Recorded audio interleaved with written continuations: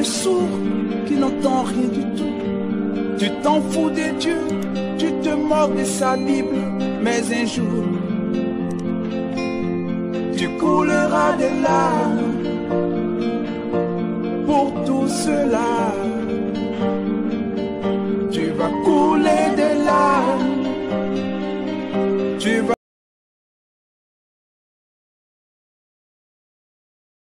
Tu nous donnes, Seigneur, par ton esprit, l'attitude qui convient pour ce moment, pour que ensemble, Seigneur, nous puissions bénéficier de tes instants, de ta présence.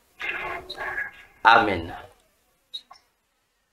Bien, ce soir, nous savons que demain c'est le réveillon. Le réveillon, pour certaines églises, c'est le réveillon. Bien, bon, peu importe. Alors, avant que nous n'entamions l'élément de ce soir, une question. Si quelqu'un a une question, la personne peut la poser.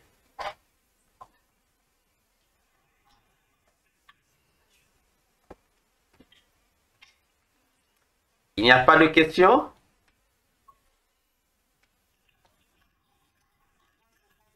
Non, pour le moment.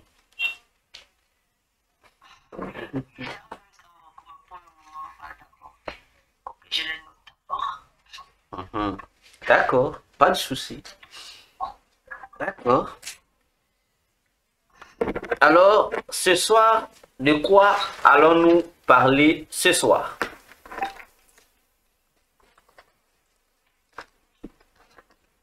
Faudrait-on parler du bilan? Parce que c'est la coutume, hein? C'est la coutume. Chaque... Maman Myriam? Oui?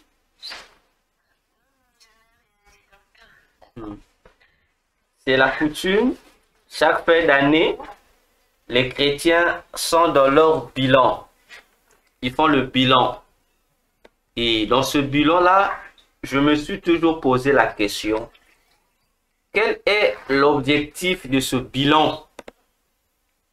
On dit que c'est le moment où chaque chrétien doit voir, doit réviser sa marche, doit voir. Bon, je me pose encore une autre question. Donc, tout le long de l'année, le chrétien n'a pas eu le soin de vérifier sa marche. Le chrétien va attendre le 31 pour venir réviser sa marche, pour venir voir comment il a marché avec le Seigneur. Bon, si c'est cela, les intentions qui caractérisent certains enfants de Dieu, c'est dangereux. Ça veut dire que ces types de personnes-là qui vont le 31 à l'église, ce sont des gens qui vont se moquer de Dieu. Ils vont se moquer de Dieu. Parce qu'on ne peut pas quitter chez soi et aller le 31, disons, le réveillon, sous prétexte d'aller se repentir. C'est grave. Ouais, c'est très grave. Parce que le bilan pour notre salut s'effectue chaque jour. Ça doit s'effectuer chaque jour.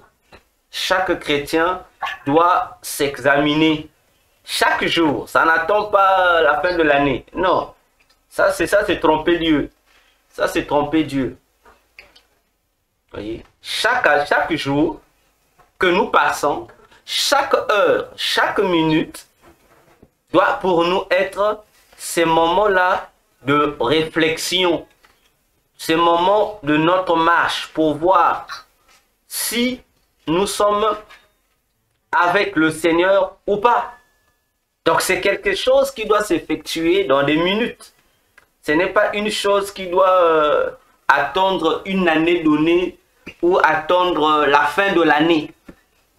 Donc ça veut dire ce chrétien-là qui attend que le 31 décembre pour aller se confesser, pour aller se repentir, en fait c'est un païen caché. C'est un païen caché. Parce qu'un véritable chrétien doit se sonder lui-même. Chaque jour, tu t'examines. Tu examines tes voies. Chaque jour, tu essaies de... Tu vois comment marches-tu avec le Seigneur? Chaque jour, tu t'instruis. Comme l'apôtre Paul le disait, que de temps en temps, nous devions examiner notre marche pour voir si nous sommes toujours dans la foi. Donc, ça ne demande pas la fin de l'année. Ah non, non, non. Ça ne demande pas la fin de l'année. Le bilan de la fin de l'année, ça ne peut pas être un bilan pour notre foi. Non. C'est un bilan à propos du travail qui nous a été donné de faire. C'est un bilan que ceux qui se reconnaissent sacrificateurs de Christ doivent faire. Parce que chaque année, chaque sacrificateur a son cahier de charge. Chaque sacrificateur a une orientation sûrement qu'il reçoit de Dieu. Cette orientation peut être individuelle, tout comme elle peut être collective.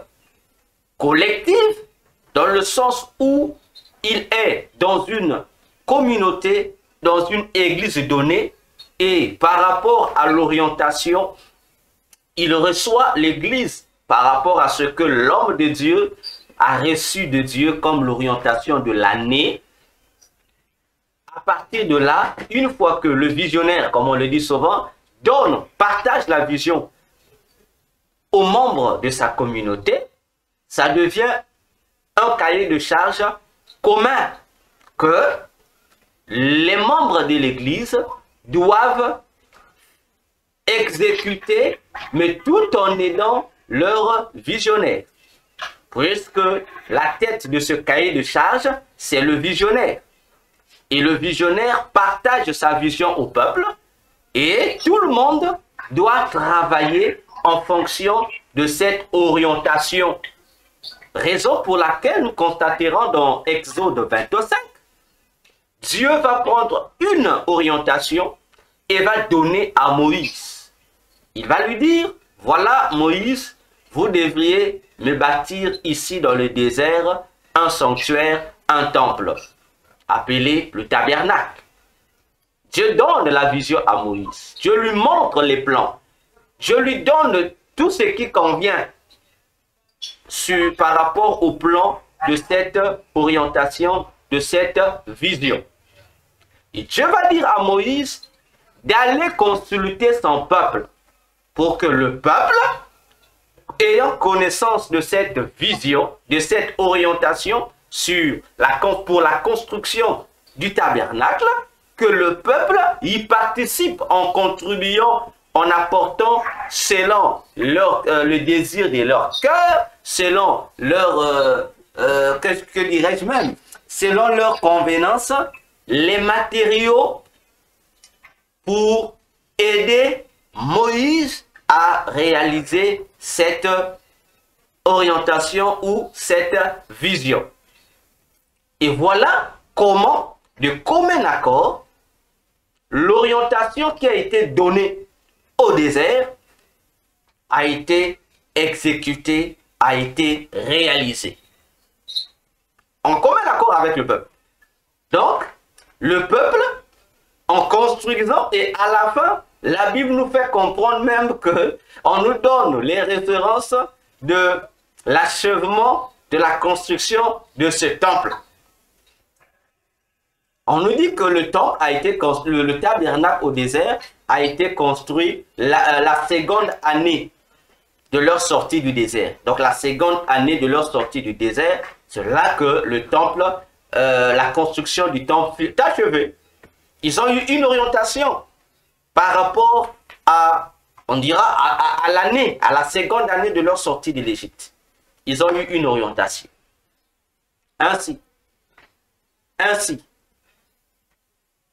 les églises, demain, oui, le 31, demain, ils seront là. Est-ce que les sacrificateurs qui y sont, vont-ils faire le bilan devant le peuple de Dieu par rapport à ce qu'ils avaient reçu au début de l'année comme cahier de charge, comme orientation, point d'interrogation. Point d'interrogation. Parce que le constat fait, c'est que chaque nuit du 31, les bilans n'est pas fait. On ne fait pas de bilan. Et ce bilan-là est caché pour être réservé spécialement pour les comment on appelle ça, les membres, le comité de l'église, ou encore le collège de l'église, ou encore le noyau de l'église. C'est là qu'on rassemble les gens, bon, en disant, ces comités-là, on les rassemble pour pouvoir leur dire, voilà, au début de l'année, on a eu un cahier, comment on s'appelle ça, un programme, voilà, le plus connu. On a eu un programme d'activité pour l'année 2024. Bon, ça, ils vont faire ça en janvier 2025. Voilà, et notre programme d'activité 2025 s'est écoulé. Voilà le nouveau programme de 2025. Donc, le programme d'activité 2024 s'est écoulé. Voilà le nouveau programme de 2025. Bon, comme je suis toujours provocateur, si on demande aux hommes de Dieu qui se réunissent pour ces programmes-là, si on pose la question à l'homme de Dieu, pasteur, le programme d'activité que tu nous apportes, ça vient d'où? Est-ce Dieu qui t'en a donné? Ou c'est ton souci pour l'avancement de l'œuvre de Dieu? Si tu poses cette question, en tout cas, l'homme de Dieu se fâchera. Et si vous remarquez, dans ces programmes d'activité de l'année, vous allez voir que ce qui sera là, il n'y aura rien de Dieu là-bas. Tout ce qui sera là, qui va caractériser le fonctionnement de l'Église, ça sera que des problèmes, de programmes et des activités liées au physique de l'Église. Ce que j'ai l'habitude d'appeler à l'accessoire de l'Église. Mais le pasteur ne dira pas que, bon, s'il n'a pas reçu une orientation particulière pour l'année suivante, mais le jour où lui, il a été appelé pour être ministre de Dieu ou pour être berger d'une église, il ne nous dira pas qu'il n'avait pas reçu une commission. Parce que sinon, ça serait grave. Ça serait quelque chose de dangereux. Parce qu'on ne peut pas être dirigé par un homme de Dieu, par un pasteur qui n'a pas une orientation. Ça ne peut pas se faire. Sinon, nous allons faire du surplace. On va faire du surplace. Donc, on va marcher sans connaître où nous allons, qu'est-ce que Dieu veut. La Bible nous présente un élément fort, un exemple même à suivre avec Moïse dans le désert. Moïse n'a pas pris le peuple en Égypte pour aller se balader comme ça, au désert, non. Il doit délivrer le peuple de l'Égypte pour Canaan. Donc Moïse connaît l'objectif de son orientation ministérielle. Il doit sortir le peuple de la captivité pour le conduire à Canaan. Et tout le long du parcours, Dieu a inséré des orientations qui devraient accompagner cette grande vision de Moïse. Voyons-nous? Et la première orientation que Moïse va recevoir au désert, c'est la construction du temple. Ensuite, s'en suivra d'autres orientations particulières que Dieu va donner à Moïse. Et l'ensemble de ces orientations, même après Moïse, elles ont été données aussi à Josué qui a succédé à Moïse.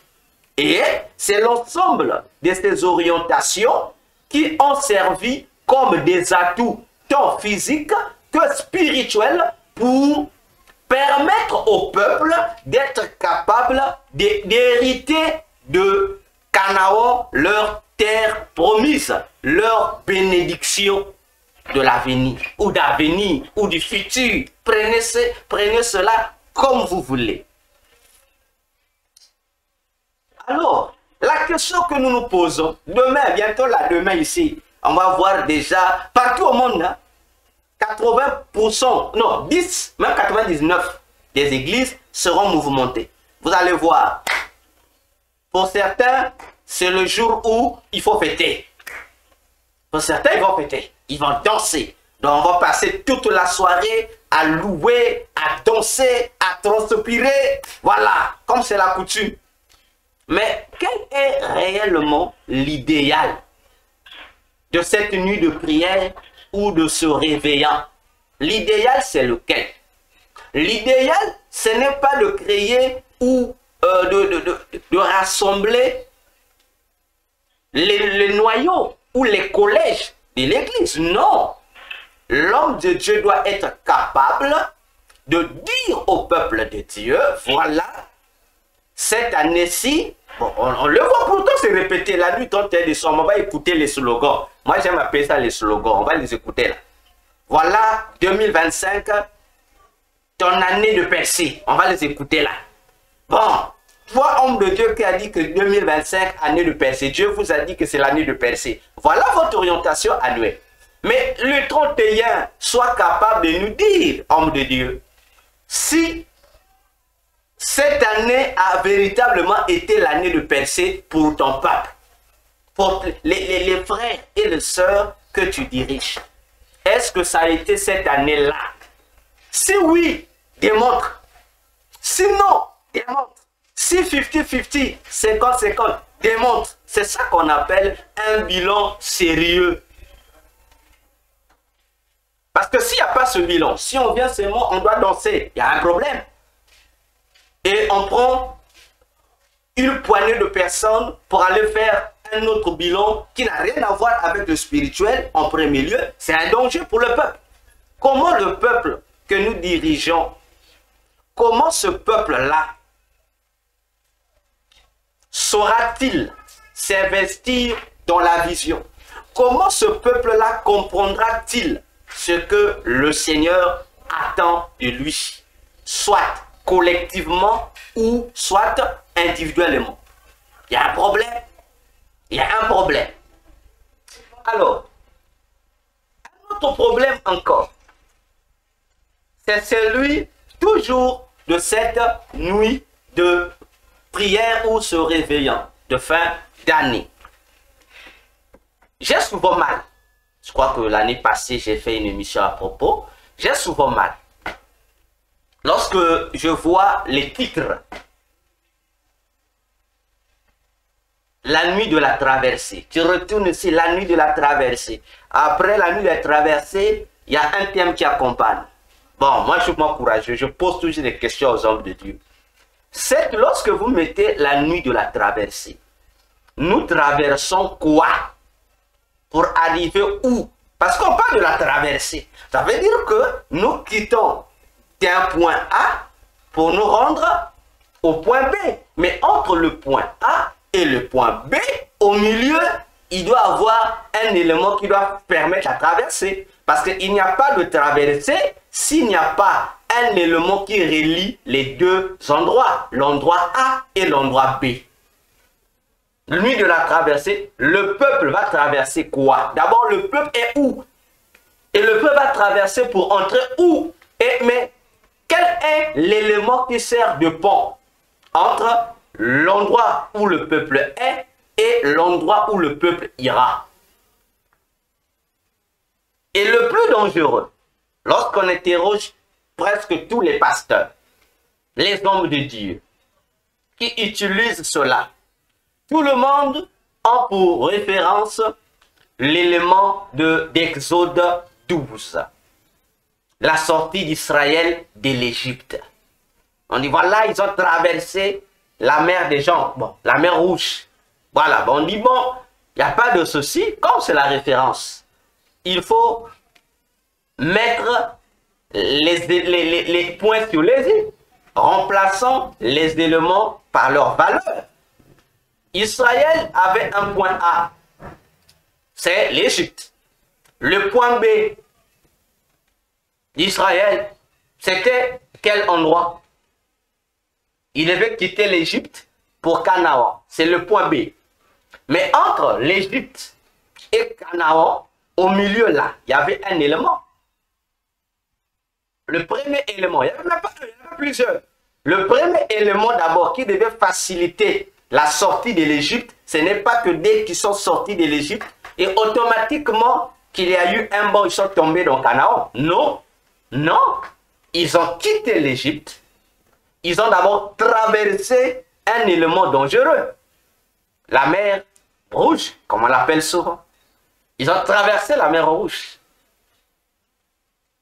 Après avoir traversé la mer Rouge, qui était la première étape la plus difficile, venait la deuxième étape la plus difficile par rapport à la première, qui est le désert. Parce que pour traverser la mer Rouge, ils n'ont pas eu besoin d'une journée. Ils n'ont juste eu besoin de quelques heures. Juste quelques heures. Parce que l'événement se passe à minuit. Ils quittent l'Égypte à minuit. Et c'est à minuit qu'ils vont traverser. Ils commencent à traverser là. Et le lendemain matin, ils se retrouvent de l'autre côté, dans la deuxième étape la plus difficile, le désert, où ils vont traverser 40 ans. Attention. Maintenant, on dit, l'homme de Dieu, situe-nous. Ton peuple est où? L'Égypte. Mais que représente l'Égypte pour ton peuple? D'après ce que Dieu t'a dit, votre Égypte, là, c'est quoi? Il faut déterminer, c'est quoi l'Égypte dans laquelle tu veux sortir le peuple? C'est quoi? Aussi, votre mer Rouge, là, c'est quoi? Et votre désert, c'est quoi? Parce que avant d'arriver à Canaan, il faut traverser la mer Rouge, il faut marcher dans le désert et encore traverser une autre eau, le Jourdain. Ah oui.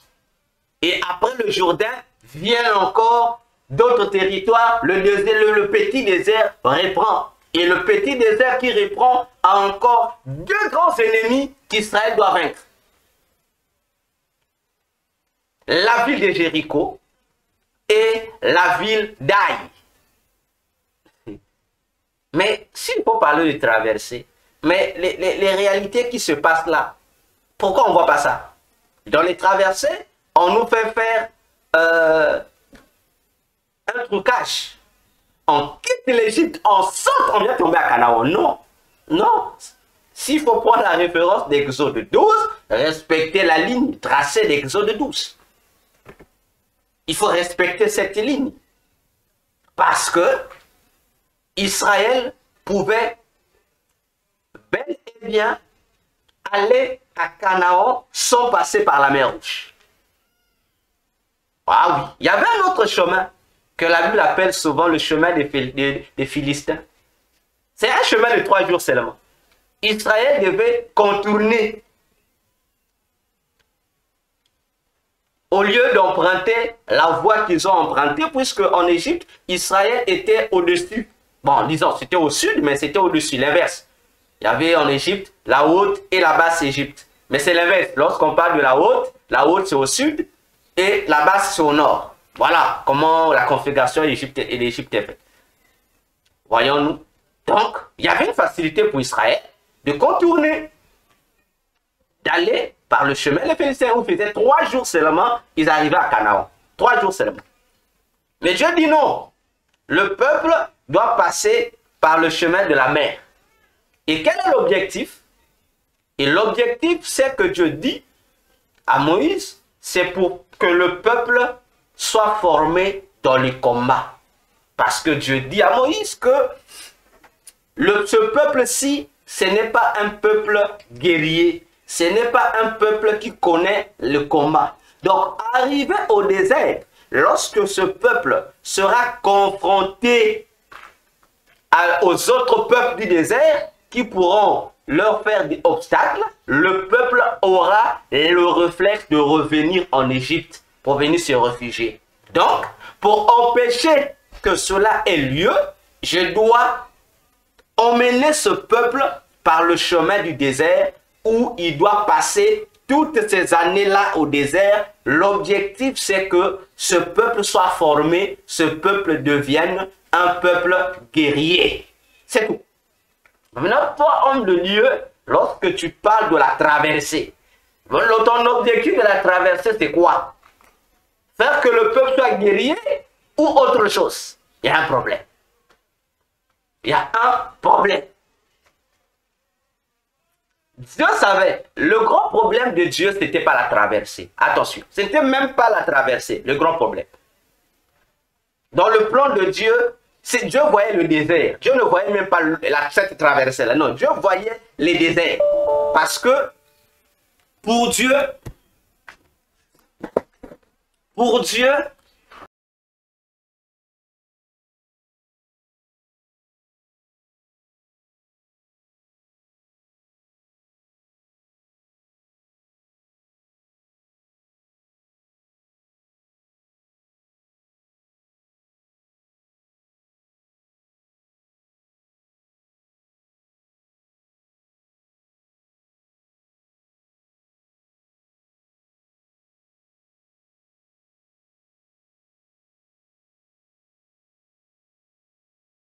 de son héritage. Il faut que tu sois un guerrier. Parce que c'est là qu'en Égypte, dans le désert, que les ramassis, les Égyptiens, faufilés parmi les enfants de Dieu, vont inciter le peuple de Dieu à se bâtir ou à se fabriquer un faux Dieu en remplacement du vrai Dieu. Et de Moïse, le veau d'or, c'est eux qui ont incité le peuple a suivi. C'est toujours dans le désert aussi que le même peuple sera influencé par un étranger, disons un peuple étranger adversaire. Balaam, qui sera consulté par le roi du pays, un plein des pays du désert, d'où aussi se retrouvera par passage Israël. Alors, pour maudire le peuple de Dieu, Balaam comprend qu'il ne pouvait rien faire. Aucune malédiction ne pouvait atteindre le peuple d'Israël. Mais Balaam, étant prophète de Dieu, va accepter de devenir un faux prophète simplement à cause d'argent pour maudire le peuple de Dieu. Balaam, c'est Balaam. Donc, un roi païen viendra le consulter, lui, l'œil de Dieu. Balaam le dit lui-même, prophète de Dieu. Il est conscient que Dieu ne peut pas maudire son peuple, il sait. Mais c'est encore lui, le vrai homme de Dieu, qui va devenir le faux, qui va donner à l'ennemi du peuple de Dieu les stratégies à faire pour que les malédictions qu'il veut lancer sur Israël puissent les atteindre. Voilà, c'est lui qui va montrer au roi, l'ennemi du peuple d'Israël. Il va lui dire, je sais, pour avoir ce peuple, c'est facile. Il faut seulement utiliser le péché du sexe. Tu vas les avoir. Et voilà, Israël aussi va arriver à un endroit là, dans le pays d'autrui, et on va les envoyer par le roi de ce pays des femmes et des hommes, des beaux hommes, des belles femmes qui vont arriver. Et voilà, l'intention n'était pas de faire une cohabitation, non. La ruse était que ces beaux hommes et ces belles femmes soient des vecteurs de séduction pour faire tomber le peuple de Dieu par le moyen du sexe. Et Israël tombe, et en tombant par le péché de la sexualité, ça va énerver Dieu. Et c'est là que Dieu va prendre la résolution d'exterminer tout ce peuple-là. Son propre peuple. Parce que Dieu dit que c'est un peuple têtu. Voyez-vous, Et toute cette génération, à cause de l'incapacité de refléter, de caractériser la vision de Dieu dans leur marche, qui a fait qu'ils ne puissent pas entrer à Canaan, jouir de l'héritage qui leur revenait de droit. C'est au contraire les enfants qui sont nés au désert. Donc c'est la génération des enfants qui sont nés au désert qui sont rentrés à Canaan. C'est terrible, hein? C'est très terrible. Alors, lorsqu'on nous parle de la nuit de la traversée, on pose là-bas la question à Moïse. Moïse, tu sais de quoi tu veux parler? Tu veux faire traverser le peuple quoi? Parce que vous ne pouvez pas d'abord traverser la mer Rouge si, déjà là où ils étaient, dans le canyon où le peuple était là, parce qu'ils étaient à la frontière de l'Égypte. Lorsqu'ils sont retrouvés, vous connaissez Exode 14, ils sont retrouvés à la frontière. Donc derrière eux, Pharaon, devant la mer Rouge. Mais à l'entrée de l'Égypte, à la frontière, mais il y avait une divinité qui était là, un démon, gardien des frontières de l'Égypte. Le démon Baal-Tséphon, qui était là, à la frontière de l'Égypte. Si vous voyez Exode 14, quoi, le parti du premier au deuxième verset, vous allez voir ça. Voyez-vous, et Baal-Tséphon, c'est un démon, ouais, c'est un démon qui est encore appelé Belphégor. C'est un démon qui est encore appelé Belphégor.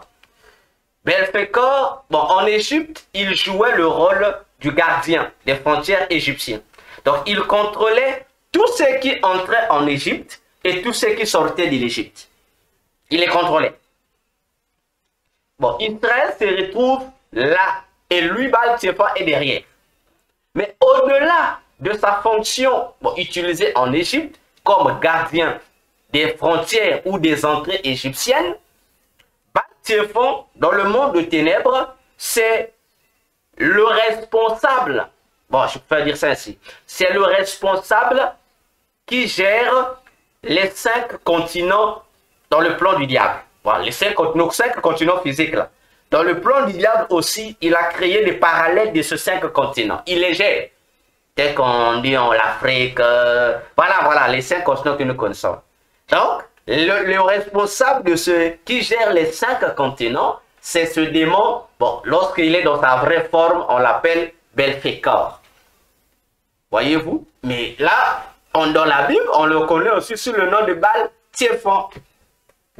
Voyez-vous? Donc, déjà, le problème pour Dieu, ce n'était même pas la perte des continents. Donc, déjà, c'est l'esprit qui gérait les continents pour le compte du diable. Il n'était même pas un problème pour Dieu. Dieu ne les gérait pas. Voyons-nous. Donc, pour d'abord réussir la traversée, il faut d'abord être capable de libérer le peuple sous l'influence de ce démon Belphégor. Bon, l'homme de Dieu qui veut faire traverser les enfants de Troie. Tu vas les amener où? Est-ce que tu as libéré le peuple sous l'influence de Belphégor ou de Baal-Tséphon? C'est d'abord ça le problème. Hein? C'est d'abord ça le problème. Parce que si tu n'as pas libéré le peuple sous l'influence de Belphégor, le peuple va retourner en Égypte. Parce que les gens vont danser la nuit du 31. Et sur 100%, 80% ceux qui vont danser là, c'est quand même crier là. Bon, là, 80% sont des inconvertis. 80% sont des chrétiens qui ont des problèmes avec Jésus. Y compris les serviteurs et les servantes de Dieu. 20% seulement seront corrects, qui vont rendre un vrai culte à Dieu. Les restes, ce sont déjà des individus foutus, des chrétiens foutus. Bon, sans compter les païens aussi qui viendront seulement, soi-disant, rendre grâce à Jésus cette nuit-là. Si vous réussissez avec Baal-Tséphon, soyez capable de vaincre le crocodile de l'Égypte. Léviathan vous attend. Mais déjà, Léviathan, pour le vaincre, ça veut dire que lorsque tu rentres dans la nouvelle année, il faut d'abord te poser la question. Est-ce que tu rentres avec l'influence du crocodile de l'Égypte, des Léviathans ou non? Le problème, c'est ça. Parce que tu ne peux pas rentrer dans la nouvelle année si tu as l'esprit de Léviathan. Tu ne peux pas rentrer dans la nouvelle année si tu as l'esprit des réseaux sociaux dans la tête. C'est un problème, hein? Parce que comme Léviathan, c'est le responsable de la technologie, c'est lui. Parce qu'on ne peut pas comprendre aujourd'hui que les chrétiens, c'est pitié même, puissent passer des heures et des heures avec les téléphones. On demande qu'est-ce que les chrétiens font avec les téléphones. Lorsqu'on se pose la question, on voit tout. J'ai dit on voit tout. Mais si on pose seulement une question à un chrétien, pendant toutes les heures que tu étais sur ton téléphone là, combien d'heures as-tu pris pour lire la Bible électronique qui est dans ton téléphone là? Combien d'heures? À la place, on va te dire, j'ai écouté telle prédication. Non, c'est différent. Écouter une prédication est une chose. Méditer soi-même la parole de Dieu aussi est une autre chose. Parce qu'en méditant toi-même la parole de Dieu, tu développes une intimité personnelle avec Dieu. Pourquoi? Je vais vous dire un secret. Vous savez, lorsque vous écoutez soit une prédication ou une chanson chrétienne, bien sûr une prédication chrétienne, si c'est lui qui est en train de prêcher là, ou c'est lui qui est en train de faire ce service-là, même si c'est une vidéo, tu suis ça en rediffusion, ou que c'est une vidéo qui a été filmée peut-être plusieurs années déjà, peu importe. Aussi longtemps que l'individu là est vivant. Lorsque tu suivras son service, même si je répète, il avait tourné ou fait cette prêche-là, ou fait cette chanson-là en 1800. Si en 2024, cet individu-là a des soucis avec Dieu, c'est-à-dire lorsque je parle de soucis, comprenez, c'est-à-dire que sa relation a un couac, sa relation n'est plus correcte devant Jésus, son service-là aussi subira le même effet. Voilà le danger de l'onction. Son service va subir le même effet. Donc, l'effet de son état d'âme va se répertorier sur tous ces services qu'il a effectués. Alors, toi et moi, qui allons le suivre là? Pendant que nous le suivons, lui, son état d'âme a des soucis. Ça veut dire que nous n'allons rien bénéficier de son service que nous sommes en train de suivre. On ne va rien bénéficier. Parce que l'objectif de chaque service chrétien, c'est quoi? C'est que comment je peux appeler? L'officier ou l'officiant doit communiquer une puissance de Christ à tous ceux qui vont le suivre ou à tous ceux qui voudront bénéficier de son service. C'est ça l'objectif des réunions de prière. Nous ne nous rassemblons pas parce que c'est une habitude, non. On ne se réunit pas en prière ou pour... En fait, tout ce que nous faisons pour Dieu, pour le compte de Christ, même si ce n'est pas forcément un temps de prière, même si on prend seulement un rendez-vous, non, il y a une situation donnée, c'est une affaire liée à l'œuvre de Dieu. Même si c'est une simple causerie, mais aussi longtemps que cette causerie est liée à l'œuvre de Dieu, ça veut dire que ce temps que nous allons passer, c'est un temps de partage. Je vais dire le mot que les pasteurs n'aiment pas utiliser. Nous allons nous partager les énergies. On va se partager les énergies spirituelles. On se le partage. Donc, si moi j'étais malade, le fait que nous nous réunissons, l'onction, bon, je ne dis pas l'onction, j'enlève le mot onction. Je dis la puissance que l'un de nous pourra dégager aura la capacité de me guérir. Voilà comment ça se passe avec Jésus. Voilà l'importance des rassemblements, l'importance des réunions chrétiennes. C'est cela. On s'est réunis pour ça. Parce qu'en chacun de nous, le Seigneur déverse une partie d'une énergie. Je vais bien le dire. En chacun de nous, le Seigneur implante ou insère des vitamines pour servir au manquement sanitaire ou organique de certains. C'est comme ça. Donc lorsqu'on se rassemble pour les intérêts de Jésus, Jésus nous voit en tant que le sacrificateur. Celui qui dit sacrificateur dit une personne compétente pour offrir un sacrifice. C'est ça le sacrificateur. C'est quelqu'un qui doit, chaque fois qu'il est dans son service, être capable d'offrir un sacrifice. C'est pourquoi l'apôtre Pierre pouvait dire dans 1 Pierre 4, versets 10 à 11. On va le lire. Bon, si vous avez vos Bibles, vous pouvez prendre, on va le lire. Je vais lire avec notre ex-frère, Louis Ségan. Voilà, 1 Pierre 4, 10 à 11. L'apôtre Pierre dit ceci. Comme des bons dispensateurs des diverses grâces de Dieu, que chacun de vous mette au service des autres le don qu'il a reçu. Si quelqu'un parle, que ce soit comme annonçant les oracles de Dieu. Si quelqu'un remplit un ministère, qu'il le remplisse selon la force que Dieu communique, afin qu'en toutes choses, Dieu soit glorifié par Jésus-Christ, à qui appartiennent la gloire et la puissance au siècle des siècles. Amen. Je monte encore. Prenons 1 Corinthiens 14, verset 26. Que dit l'apôtre Paul pour ce qui concerne nos rassemblements, nos cultes? Il dit ceci. Que faire donc, frères, lorsque vous vous assemblez, les uns ou les autres parmi vous ont-ils un cantique, une instruction, une révélation, une langue, c'est-à-dire un parler en langue, une interprétation, que tout se fasse pour l'édification. Voilà l'objectif de nos rassemblements.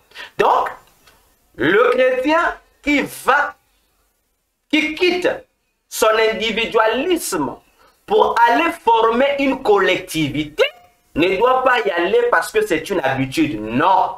Ne doit pas y aller parce que c'est un programme. Non. Non et non.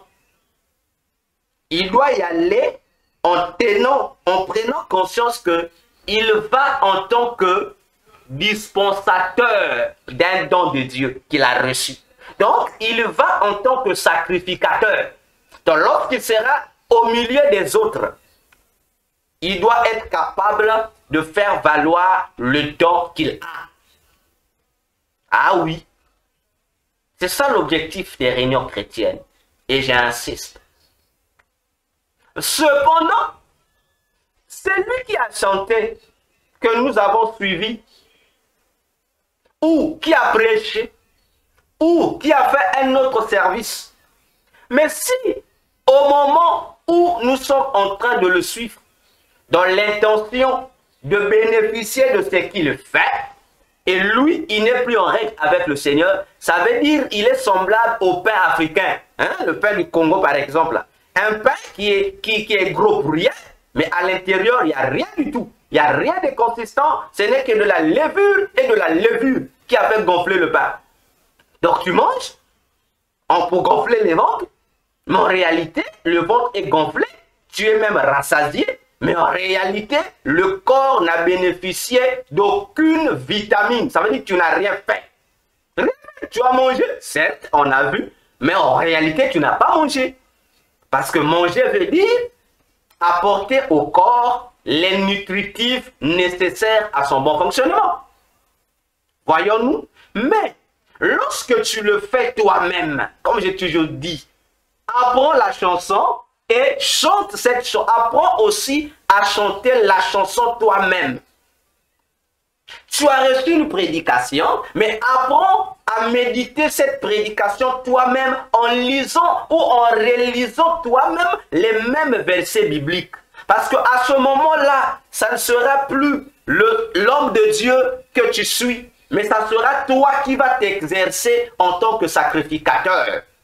Et si tu es conscient que ton état d'âme est bon devant Dieu, le verset biblique que tu vas relire va renforcer le pouvoir ou la puissance de ton don. Ça te rend plus efficace. Mais si tu te concentres seulement à écouter les autres, et si ces autres en question sont que des autres désormais en forme le nom, mais dans le vécu ils sont vides, ça veut dire que tu as même mille chances que même le peu de puissance que tu as là, que son état puisse te le priver, puisse te le soutirer, puisse faire que la puissance que tu as reçue, l'onction que tu as reçue puisse diminuer. Voyons-nous? Alors, nous qui aimons être au téléphone, combien de temps passons-nous nous-mêmes dans notre propre intimité? Combien de temps? Ah oui, combien de temps?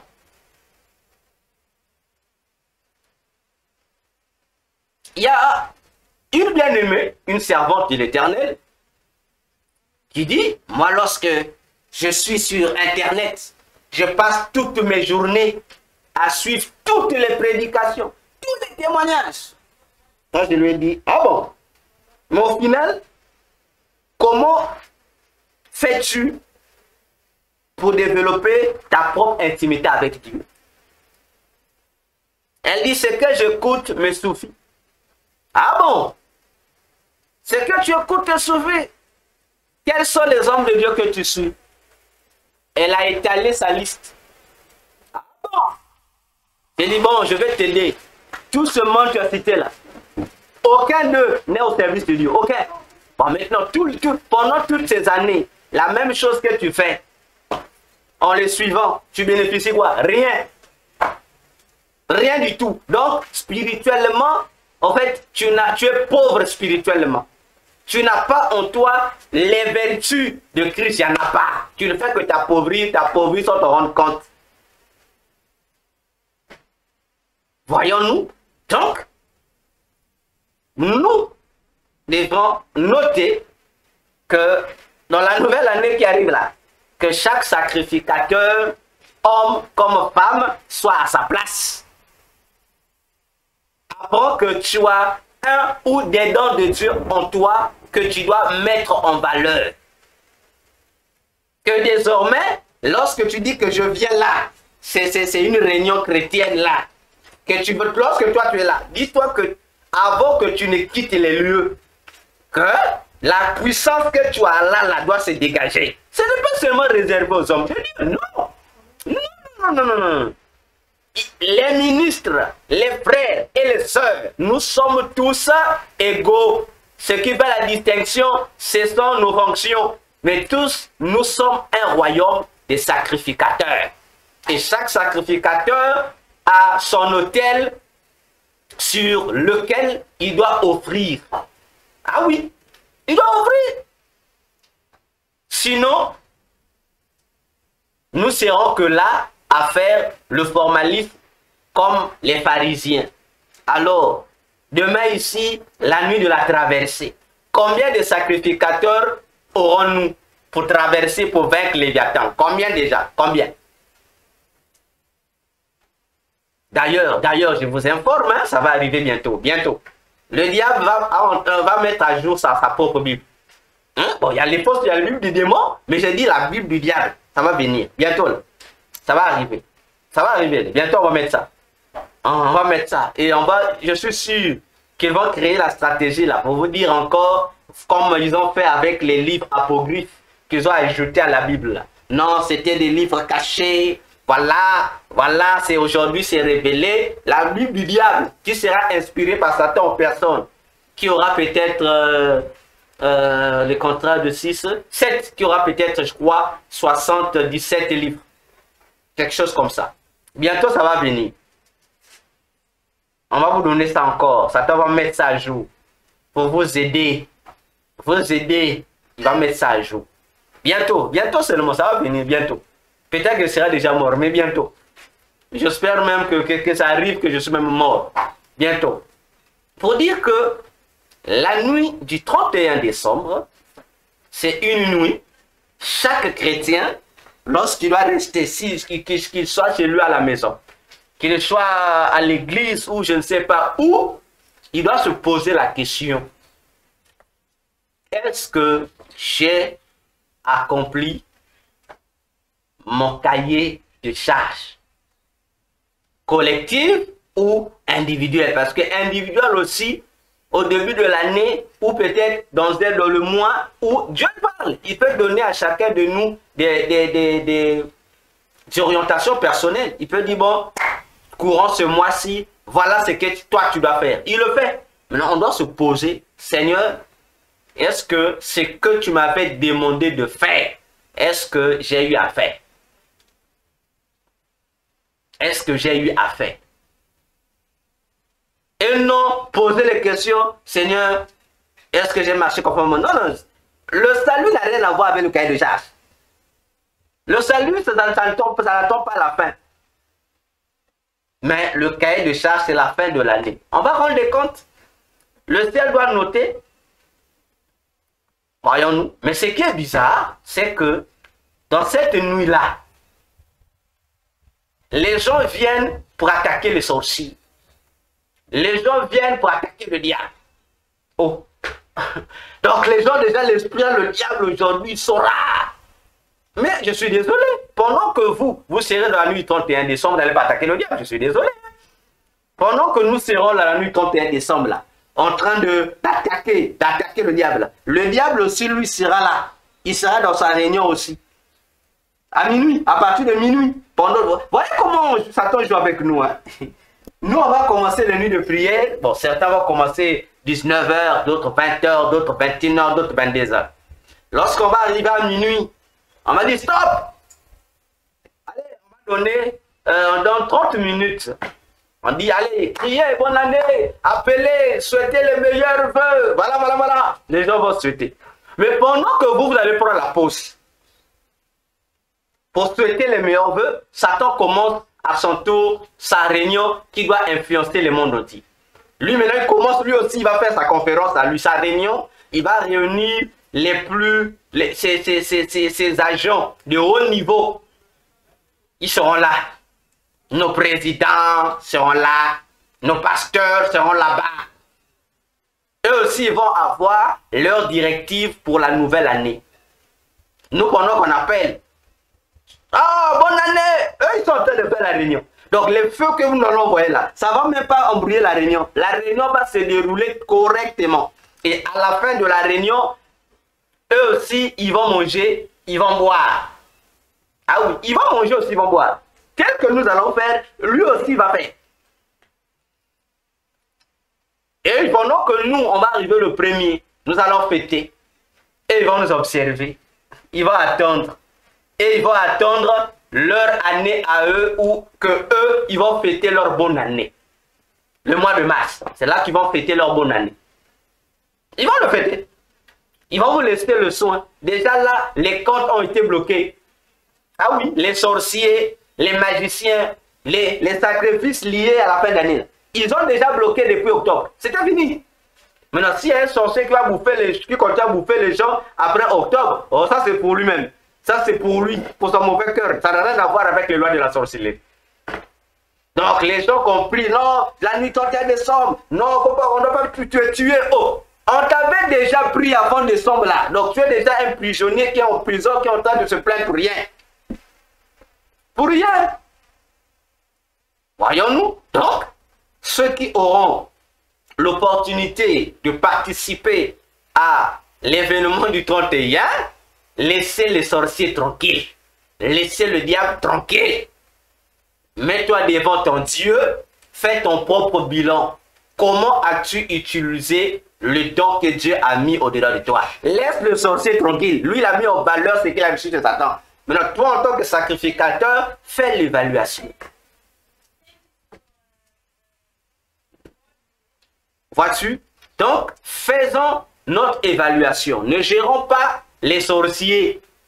Nous qui aurons l'opportunité d'assister à une nuit de prière du 31, nous venons là pas pour nous repentir de nos péchés, venons là pour examiner ce que nous avons fait avec le don que Dieu nous a donné. Faut poser-toi la question. C'est ça le vrai bilan. Le don là, du premier jusqu'à qu'est-ce que j'ai fait avec mon don? La première question qu'il faut se poser, est-ce que ton don a-t-il été rendu utile ou non? Ça commence là. Regarde toi-même. Ta vie spirituelle. On va les scinder. Parce que lorsqu'on parle de la vie spirituelle, on colle trop. On va décortiquer la vie spirituelle. Ta vie de prière a augmenté, a baissé ou s'est annulé? Il faut voir. Il faut voir tous les paramètres là. Pour voir si la puissance de Jésus en nous a baissé ou a augmenté ou c'est resté intact comme un nain. Si c'est resté seulement là, ça ne grandit pas, ça ne diminue pas, ça reste là. C'est ça. Parce que chaque année que nous allons affronter, nous l'avons déjà répété, sera de plus en plus difficile. Ça va s'augmenter de plus en plus difficile, c'est normal. Ça va pas, la température là, ne va plus revenir en arrière. Ça va qu'augmenter. Ça c'est comme ça. C'est programmé comme ça. Et Dieu ne peut pas changer ça. La seule chose que Dieu peut changer, c'est ton état. Dieu, à son tour, se servira du désert. Se servira de ses difficultés, de ses crises, voilà, patati patata, pour faire de toi un soldat. Parce que là où tu vas, il faut que tu sois soldat pour la posséder. Ce territoire, ce Canaan. C'est pourquoi Jésus pouvait dire dans Matthieu 11 que depuis le temps de Jean-Baptiste, le royaume des cieux est forcé et ce sont les violents qui s'en emparent. Ah oui. Pourtant, Jean-Baptiste n'a rien fait de grave. Hein? Il n'a jamais fait tomber le feu du ciel. Il n'a rien fait de grave. Mais pourquoi lui, lorsqu'il vient, c'est lui qui vient inaugurer, faire que le royaume de cieux n'a pas pu devenir une affaire de violents? Jean-Baptiste, un type sans importance. Oui. Un type démodé, qui était toujours différent des gens de sa société. Pendant que les gens portaient des costumes, des beaux vêtements, lui, il avait toujours des vêtements antiques. Quel type de prophète? Oui, parce qu'il a gardé l'authenticité. Il a refusé le conformisme, il a refusé, il est resté tel. Et c'est lui qui vient montrer aux gens, vous, les modernistes, vous, les chrétiens formalistes, vous avez oublié l'authenticité.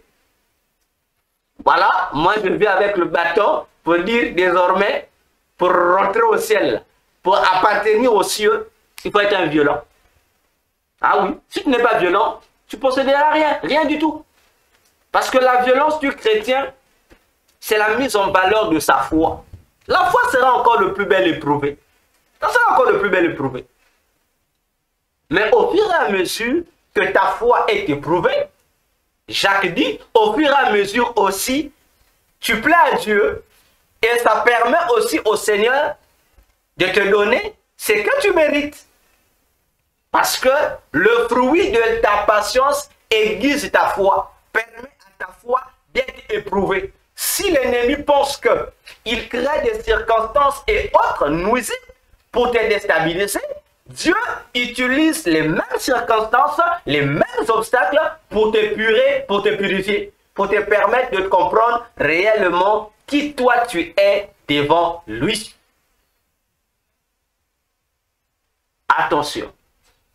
C'est pourquoi j'avais pris la résolution, les nuits de prière 31. Ah, j'aime plus y assister. Non, pas parce que c'est un péché. Mais j'aime plus y assister trop. Parce que ce que je vois m'énerve.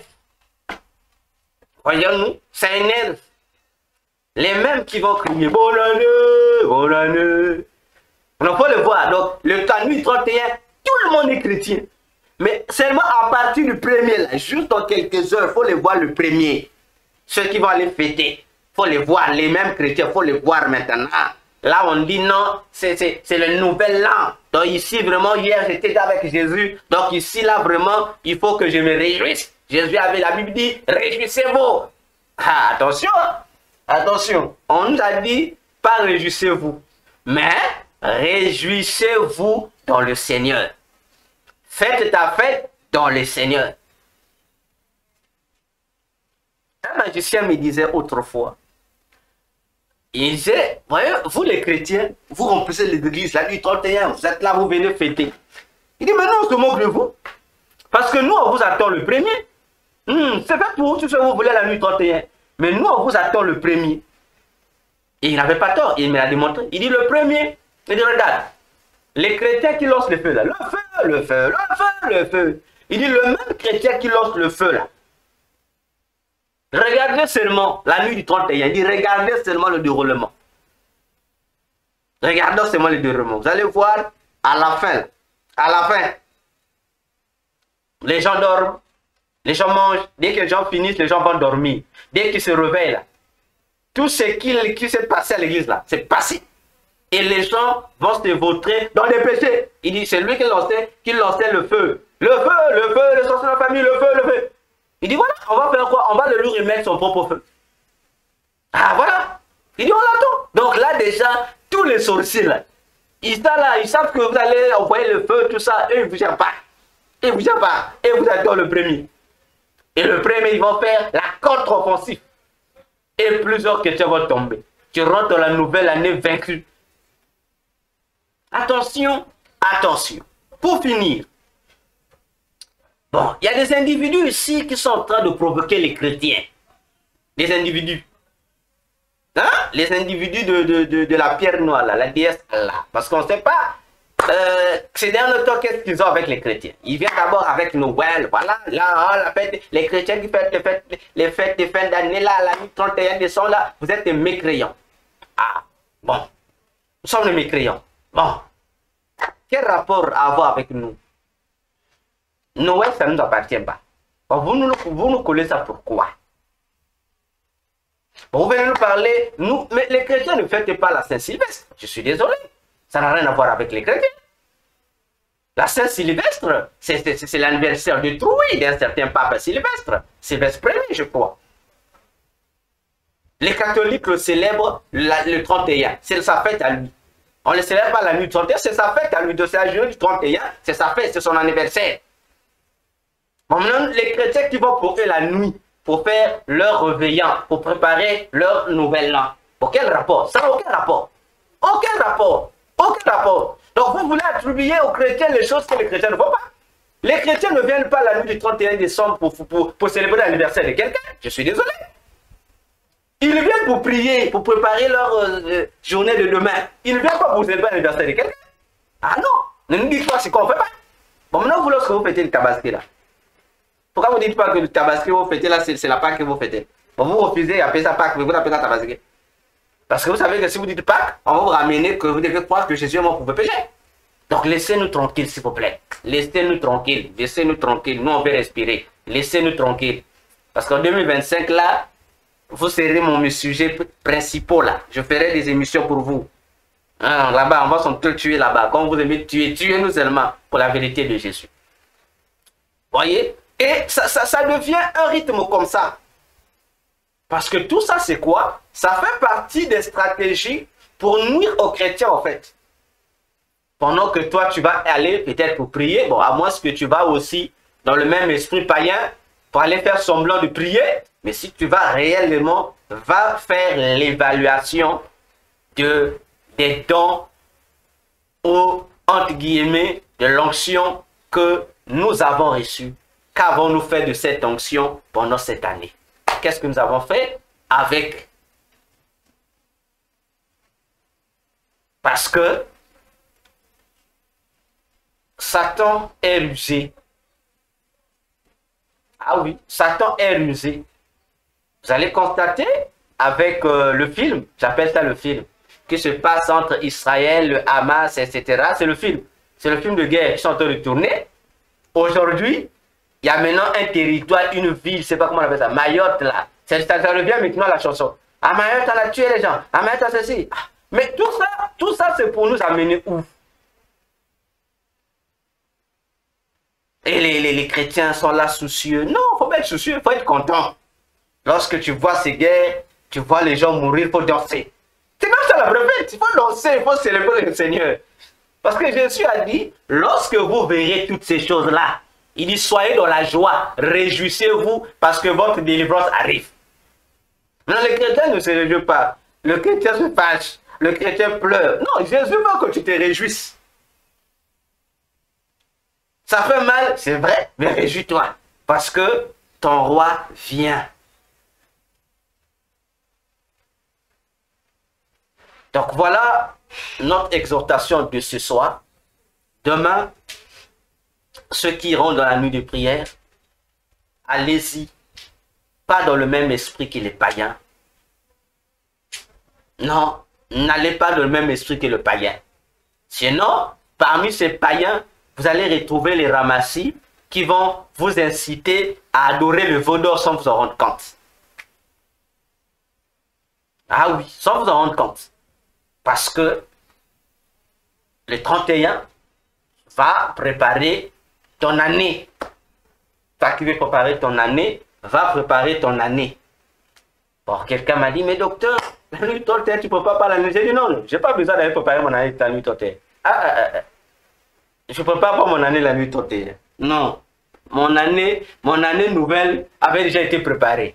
Je le prépare dès le 1er décembre. Je n'attends pas la nuit, non, non. Non, non, ça c'est à chacun son rôle. Non. Parce que un grand secret pour la réussite de l'année, c'est le dernier verset que nous allons lire. C'est très simple, mais difficile à faire. Deutéronome 11, verset 8 à 13. Deutéronome 11, verset 8 à 13. Il aura chacun de nous de vérifier. Deutéronome 11, 8 à 13, l'Éternel dit ceci. Ainsi, vous observerez tous les commandements que je vous prescris aujourd'hui, afin que vous ayez, oh j'aime la Bible, la force de vous emparer du pays où vous allez passer pour en prendre possession. Soulignez déjà le verset 8. Le secret de la nouvelle année donnée là. On dit encore. Et afin que vous prolongiez vos jours dans le pays que l'Éternel a juré à vos pères de leur donner à eux et à leur postérité. Pays où coule le lait et le miel. Soulignez encore le verset 9. On va stationner ici. D'abord, le verset 8 nous dit, pour avoir la force de posséder notre héritage. On dit, il faut respecter les commandements que Dieu a donnés parce que ce sont ces commandements qui vont nous donner la force d'entrer en possession de ce que Dieu nous a promis. Ici, on n'a pas dit la nuit du 31. On n'a pas dit de beaucoup prier. Non, non. Un petit secret seulement. Dieu dit, obéis seulement à ses commandements. Tout ce qu'il va te donner. Parce que chaque bénédiction que Dieu nous promet est attachée à l'obéissance de certaines règles. Et qu'on est conditionné. Dans Genèse 17, 1 à 5, on a dit à Abraham, Abraham, si tu sois intègre à mes voies, tu seras le père de la multitude et ton nom sera grand. On a conditionné. Donc tout est lié. Abraham devait se soumettre aux lois, aux recommandations que l'Éternel devrait lui donner. Sûrement, nous avons tous des bénédictions données. On en a tous. Mais quelles sont les recommandations que Jésus a attachées à ces bénédictions? Si on a, bon, il y a aussi des bénédictions qui ne sont pas accompagnées des conditions. Il faut que tu te demandes. Il faut que tu te poses cette question. Elle est importante. Parce que parfois, ta bénédiction tarde Parfois, tu n'es pas en possession de ça simplement parce que tu n'obéis pas aux conditions qui t'avaient été données. Simplement. Simplement. Même si le sorcier se lève pour lui. Mais si toi tu obéis au commandement, tu obtiendras ce dont le Seigneur t'a promis. Et le verset 9 dit encore, la loi de l'Éternel te permet non seulement d'avoir la force de posséder ta bénédiction, mais aussi la force d'avoir une longue vie, de prolonger tes jours. Parce que les gens qui vont prier là, il y a les nuits là, comptez de cette nuit d'aujourd'hui et demain là, les gens parmi les prières qui seront faites là, il y a les prières qui seront même répétitives. Dieu, je ne peux pas mourir, les sorciers ne peuvent pas me tuer. Ah, les sorciers souffrent. Simple, si tu veux que le sorcier ne te bouffe pas, obéis au commandement, tu vas élargir ta vie. Tu vas élargir la vie de tes enfants. Ah oui, tu vas élargir la vie de ton mari ou de ta femme. Le secret, toi, obéis seulement au commandement de l'Éternel. Donc, cette nuit-là, lorsque tu vas prier, oh, moi j'aime lorsque les mamans prient. Vous restez dans la chambre là. Prends la chaise, mets devant toi là. Dans ta chambre, tu restes, tu mets une chaise devant toi. Tu dis, Jésus, moi je sais que c'est toi là. Toi, tu es assis ici. On va un peu parler. Tu parles. Tu cries pas, non. Faut pas transpirer. Ne transpire pas. Faut pas si beaucoup crier. Ta voix sera cramée pour rien. Garde la voix. Mets-toi devant ton Jésus. Parle-lui. Sérieusement. Pour ce que toi tu veux cette année qu'il fasse pour ta vie, pour tes enfants, pour ta famille. C'est à toi de parler. C'est à toi de parler. C'est à toi de parler. Le thème de 2025, tu connais déjà. Maintenant, prends seulement le thème. Prie en faveur de ça. Année de restauration, tu connais. On en a parlé. Année où les valeurs chrétiennes doivent être dans la famille. On en a parlé. Qu'est-ce qu'on n'a pas dit? Maintenant, attends de faire ta pratique à toi. Maintenant, demande à Dieu en vertu de cela. Ne prie pas comme tout le monde. Non, parle. Dis, Seigneur, moi je veux ceci. Bon, donc après la fête, il dit, Seigneur, dans tout ce que moi j'ai demandé, bon, maintenant, moi, toi, donne-moi une réponse. Qu'est-ce que veux-tu que moi je fasse pour que cela soit possible? Demande au Seigneur. Parfois, le fait de ne pas demander, Dieu te regarde seulement. Dis Dieu, bon, je suis là. Que veux-tu que moi je fasse pour avoir ça? Voilà. Et tu obtiendras la réponse.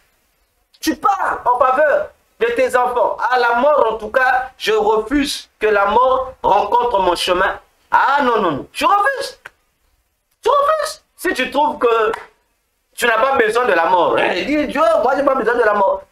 Mais lorsque tu ne veux pas mourir tôt, sache-le aussi que à force d'avoir une longue vie, ça veut dire que Jésus t'ajoute encore l'onction pour que tu rentres dans son service, que tu mettes encore en valeur le nom. Voilà. Continuons la lecture. Verset 10. Car le pays dont tu vas entrer en possession n'est pas comme le pays d'Égypte, d'où vous êtes sortis, où tu jetais dans les champs ta sémence et les arrosais avec ton pied comme un jardin potager. Ah Dieu, le pays que vous allez posséder est un pays de montagnes et de vallées et qui boit les eaux de la pluie du ciel. C'est un pays dont l'Éternel ton Dieu prend soin et sur lequel l'Éternel ton Dieu a continuellement les yeux du commencement à la fin de l'année. Voilà le secret d'une année. Je dis, le problème, c'est pas Dieu. Il dit, c'est différent en Égypte. C'est différent. Là-bas, tu étais esclave. Là-bas, tu souffrais. Mais ici, il dit, le pays là est difficile. C'est un pays difficile, comme 2025. C'est un pays qui a des montagnes et des vallées. Oui, oui. C'est un pays où qui boit les eaux du ciel. C'est-à-dire, Dieu, Canaoué est terrible. Donc, c'est un pays en termes normaux où l'agriculture ne devrait pas être possible. Ah oui.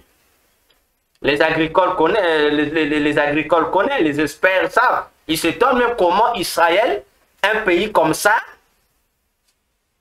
peut-il être un pays fructueux? En fait, ça donne les vertiges. Surtout les athées, ça les énerve. Et c'est tout. Parce que c'est un pays où l'agriculture est difficile à faire. C'est un pays où il y a beaucoup de cailloux. C'est un pays où la terre n'est pas trop fertile. Mais Dieu dit ici, Dieu précise lui-même. Mais Dieu dit c'est un pays où coule le lait et le miel. Oh, mais Dieu, ça c'est un paradoxe.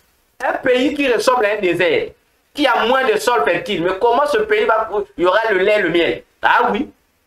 Mais le secret, Dieu dit, c'est simplement obéir à sa parole et en particulier aux différentes instructions qu'il aura à nous donner. Parce que lui, Dieu, il regarde le 2025. Il regarde, il veille. Mais il attend simplement que nous, de notre côté aussi, que nous puissions veiller aux lois, aux orientations qu'il nous donne ou qu'il va nous donner. C'est tout. C'est tout. Satan peut faire son petit malin, mais toi aussi fais ton petit malin. Satan va faire son petit malin pour que toi tu ne respectes pas les conditions de Dieu. Toi aussi fais ton petit malin pour que Satan ne voie pas que toi tu respectes les lois de Dieu. Ah, c'est tout. Parce que l'année qui vient là, ça sera chaud. Bon, c'est à chaque sacrificateur d'être à son poste. Ah oui, d'être à ton poste. Valorise ton don. Sûrement, cette année, les gens autour de toi auront besoin de la prière. Les gens autour de toi auront besoin d'écouter ou d'entendre parler de la personne de Jésus. Parle, toi ton problème, parle. Ton problème, ce n'est pas de forcer les gens. Parle seulement. Parle. C'est tout. Ça peut sauver quelqu'un. Le don qui est en toi peut faire du bien à un peuple. Ah oui. Je vous assure. Ça peut sauver quelqu'un. Si Hérode a pris une décision pour tuer les enfants à cause d'une seule personne, Hérode, un individu comme ça. Bon, c'était combien? On dit c'est entre 70 000, je pense. 70 000 enfants comme ça. Qu'il a tué. Un seul individu. Dans toute une ville, Hérode. Ça veut dire aussi que la décision d'un chrétien aussi peut sauver plusieurs personnes autour de lui, même si dans les païens. Mais ta décision, ton engagement, la mise en valeur du pouvoir, du don que tu as, peut sauver des gens. Peut sauver des gens. C'est pourquoi le chrétien faut être beaucoup têtu. Parce qu'il faut dire aux voisins, si vous êtes protégé là, c'est grâce à ma prière. Ah oui, faut te fier de ça. Maintenant, si tu sortais, tu dis, bon, je prie, je dis, Dieu, j'enlève ta couverture spirituelle sur mes voisins, qui reste comme ça. Après le matin, tu leur poses la question, vous avez dormi comment cette nuit-là? Voilà le chrétien. Faut faire ça. Faut faire ça. Donc, voilà, nous avons fini pour dire, préparons-nous cette nuit-là, n'attends pas demain. Demain, c'est le jour. Cette nuit-là seulement, avant de dormir, prenons le soin de parler avec Jésus. Pour l'année nouvelle, dis un mot à Jésus. Bon, de toute façon, tu n'es pas obligé, hein? Tu n'es pas aussi obligé de dire un mot. Tu n'es pas obligé. Bon, si tu as ta foi, tu dis Jésus, tu connais déjà. Hein? Tu dis moi Jésus, tu connais déjà. Bon, à moins qu'il y ait de nouvelles perspectives dans tes projets, là, tu ajoutes ça. Voilà. Bien. À vous la parole. Il y a des questions?